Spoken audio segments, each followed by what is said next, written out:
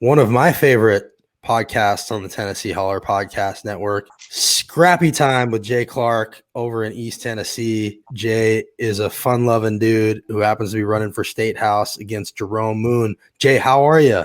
I'm doing good, buddy. How about y'all? So what's going on with your race, man? Tell us. You're running against Jerome Moon. You are a thorn in his side. He's on the wrong side of most things. You know, it's going really well.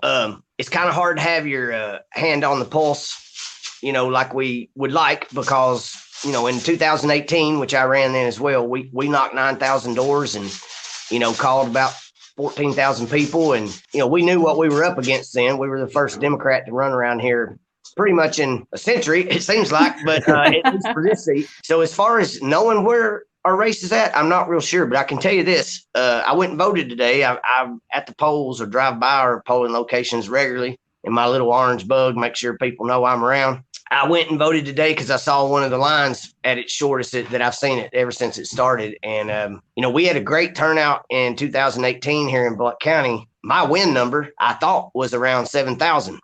We got around 6,300 votes, which I was pretty proud of. That was enough to win 2 out of 3 elections in the last 30 years, midterms. We had about 10,000, a little over 10,000 more people show up in our district than have ever showed up in a midterm. It was almost like a presidential turnout. Unfortunately, they weren't for us, but I think we had a lot to do with that. So we had 20,000 more folks show up in Blount County in 2018 than have ever showed up in a midterm. And with the exception of Williamson County, which we were right behind in the proportion increase, we were the second highest turnout in the state by far. So I think we're seeing some of that now. I'm hopeful, and around here, if you've got a D next to your name, that's more than most people can ask for. But I know we're going to make up a lot of ground. I don't know if it's going to be enough because we got to make up 40 points. What's the pitch? What are you saying to people? They hear you're a Democrat, you're an underdog. What's the case that you make? Well, the biggest case I make pretty much are the things that I would like to do, but also challenge them to think about the issues that really matter to them that happen at the state level. Everybody's so polarized right now. I am no doubt a Democrat. If I had $5 or a vote for that matter from everybody that's come up to me here in Blount County and said, you would have won if you'd run as a Republican. Well, yeah, and I'd have lied to everybody too. I mean, I'm not trying to start a political career, but I'm certainly not going to start one by telling everybody a lie just so I can win. That's kind of the challenge around here. First of all, to get past that step. Once you do that, it's like I'm closer to the center on almost every issue than my opponent. If you look at how most Tennesseans feel, unless the polls are a bunch of crap, they care about health care. Don't like the idea of using our public dollars that are supposed to go to our public education system to private schools and subsidizing private education. Those type things, when you start talking to them, they're like, well, that sounds like crap to me. Well, that's kind of what we're dealing with. And if you ever get a chance to have those conversations with them, and that's where not doing the door knocking right now is really a struggle. You can get them. The biggest question I get from the guys, well, I can't vote for you because you're a Democrat and Democrats want my guns. I tell them to come on out here to the house. We got 32 acres right here, and I got targets sitting up the holler right now, and I'd invite them over to the house and say, there's been at least 6. I challenged the 6th one the other day. So come on out. If you beat me, I'll leave you alone. But if I beat you and I'm a pretty damn good shot, you got to vote for me. And none of them showed up so far, but I also think I sold them before the conversation was over. Put it that way. I love it. Did you hear what he said in there too, Cassie? He said he's got a holler on his property.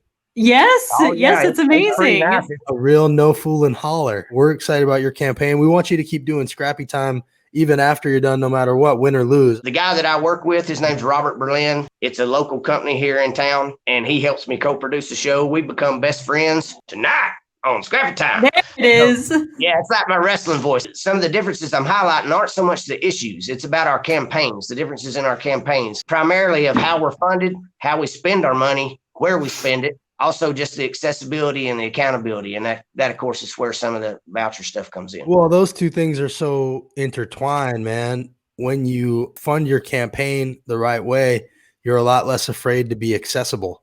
And I think people should be looking for that from their representatives, no matter what side of the aisle they're on. Go find people who are funded by the people. We just talked about Jason Zachary has 16 donations. 11 of them are from PACs, 5 of them from out of state. He doesn't have one donation from a Tennessee voter in his district, not one. And so that tells you right there who he's really working for. No matter what letter is next to somebody's name, you got to go figure out who they're funded by, who they're working for, how you fund your campaign really matters. And we know you're doing it the right way. It also matters where you spend your money. I joined the Chamber of Commerce here in Blount County, which also is called the Blount Partnership. My opponent, Representative Moon, is also a member. He's spent about $37,000 since January of 2020, and I've spent $41,000. We spent 96% of our money here, and out of the 36 odd thousand that he has spent this year, 2% has been right here at home. And so you're exactly right about Jason Zachary. It's not just where the money comes from, but the only people that get a call back are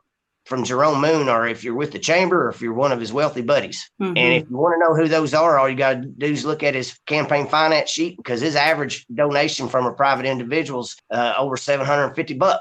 Wow. I could probably count on these two hands how many people have given me $750, but I can tell you right now, we're up to close, I think, over 600 individuals that have given us money this go round. That speaks volumes, I think, exactly what your point is. I know Cassie and I are both pulling for you. You know, where can people help you out and donate if they want to? What's the website? They can go to jclark4tn.com. And we could use some help. And I will say this, the one thing that saved our butt, probably $1,500-$1,600 in recurring donations coming in.